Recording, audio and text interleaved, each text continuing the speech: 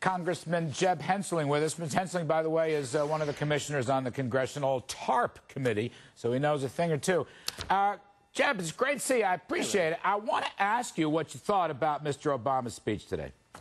Well, I didn't see the speech. I read the speech, and Larry, best I can tell, it's the same speech that the president has given before. The president has the wrong diagnosis, so he's going to come up with the wrong remedy.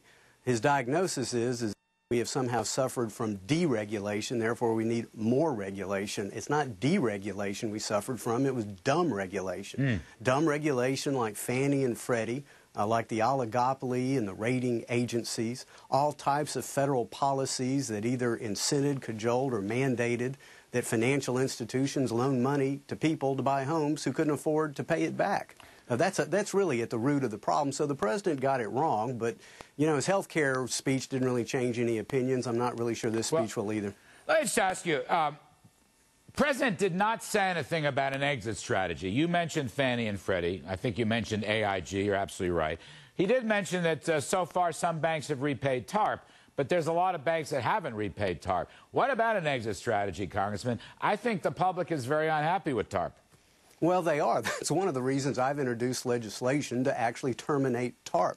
You know, we can debate how important TARP may or may not have been a year ago, but today it has turned out to be a $700 billion revolving bailout fund, essentially to advance the administration's political, economic, and social agenda. I mean, they crossed a huge line when they claimed that Chrysler and GM were financial institutions. That's a legal term of art in the statute. I mean, if they're financial institutions, name me a Fortune 100 company that isn't.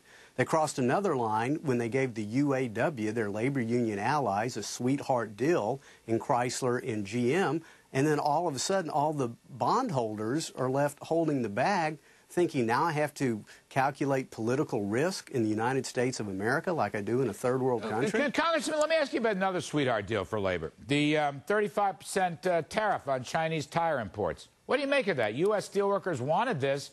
The producers and manufacturers did not. Consumers are going to be hurt. What's your quick take on this protectionist action?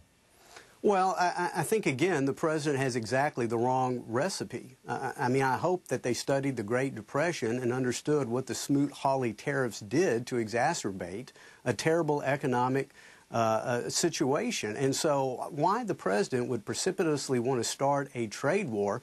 And, you know, the tires that are coming in, frankly, are something that low-income Americans take advantage of. Don't slap the Americans around. And sure enough, the Chinese are going to retaliate. Yeah, they're hardball players. One last one real quick. There was a paragraph in the speech today about pay-go, pay-as-you-go. All new spending has to be offset by spending cuts or tax increases. Do you believe that this Congress and this president will enforce some kind of deficit-neutral pay-go? Well, absolutely not. They've already instituted it procedurally, and they avoid it 98% of the time. And so if the president was really going to be true about it, he'd have to raise income taxes 60%. And we certainly know he's not going to reduce any spending. The debt is out of control under this president. All right, Congressman Jeb Hensarling in Texas, we really appreciate your time, sir. Thank you ever so much for your comments. Thanks, CNBC programming. Bartiromo will interview FDIC Chair Sheila Bair tomorrow.